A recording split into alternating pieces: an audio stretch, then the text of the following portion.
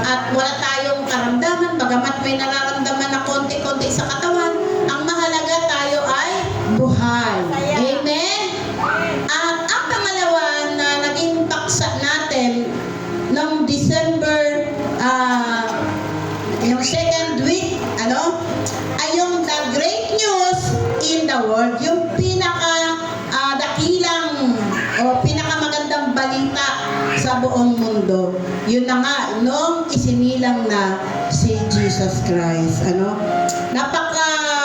Napaka mabiyaya itong mga naging paksa natin every Sunday. Kaya yung may mga notes, yung may mga isinulat, balik-balikan nyo lang.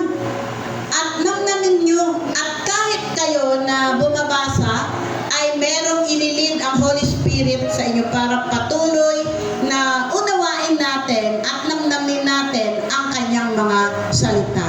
Hindi lang ba yung nakikisabay lang tayo sa takbo ng mundo? Hindi lang yung tayo ay nakikisaya, nakikigala, nakikisabay sa traditional na kinagis na natin. Totoo na wala naman sa Bible ang December 25. Wala naman talagang nakasulat doon at wala kang makikita mula sa simula. Pero isinilang si Jesus Christ. Yun ang mahalaga na alam natin na kaya isinilang ay dahil sa mundo o dahil sa kaligtasan ng sanlibutan. So yun yung magandang balita na ating naunawaan, ang kaligtasan mula sa ating Panginoong Hesus. Ang pangatlo na ating tinalakay ay yung the best gift of God. Yung bagang kung tayo nakakatanggap tayo na sa palagay natin na ito na yung best gift na ibinigay ng Diyos, pero ang the best na regalo ng Diyos na natanggap natin ay ang Panginoong Hesus, nang tanggapin natin siya sa ating mga buhay. Nang kinilala natin siya bilang Panginoon ng tagapagligtas, ay nagkaroon tayo ng buhay na walang hanggan. Amen? So dapat nauunawaan natin yung lahat. Baka meron pa dito na hindi naiintindihan at hindi pa nila nararanasan ang totoong pagtanggap sa ating Panginoong Hesus.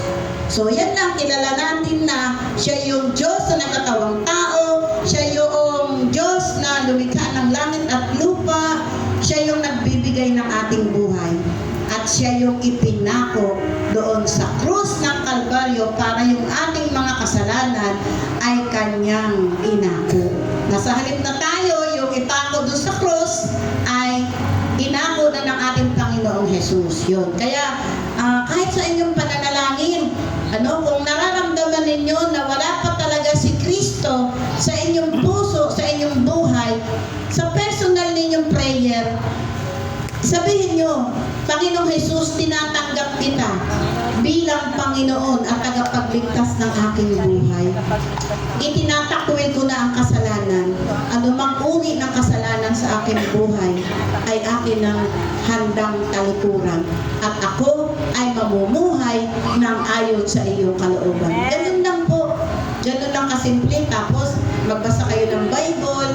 Sabi nga, ang Bible ay salita ng Diyos at angkinin natin na sa bawat pagbabasa natin sa mga talata ay angkinin natin na ang Diyos ay nagsasalita sa bawat isa sa atin. Amen po! At ngayon naman po, ang ating pang-apat na tatalakayin ay yung the greatest love of God. Ayan. Yung John 3:16. Yan. Ano ang sabi ng John 3:16?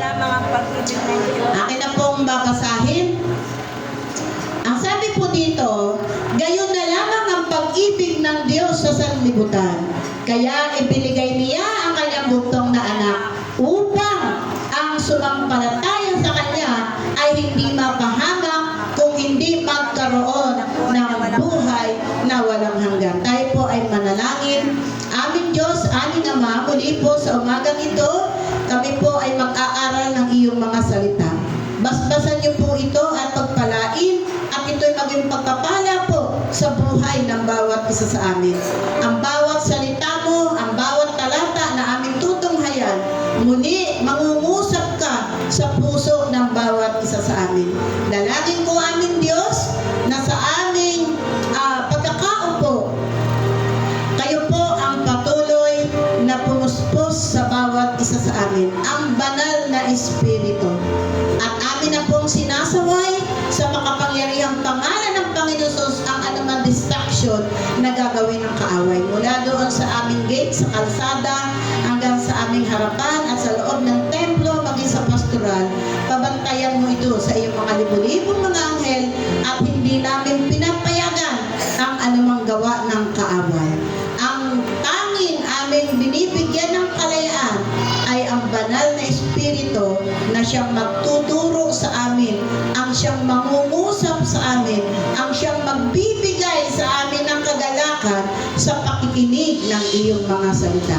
Salamat po aming Diyos, purihin ka sa pangalan ng Panginoong Hesus. Amen.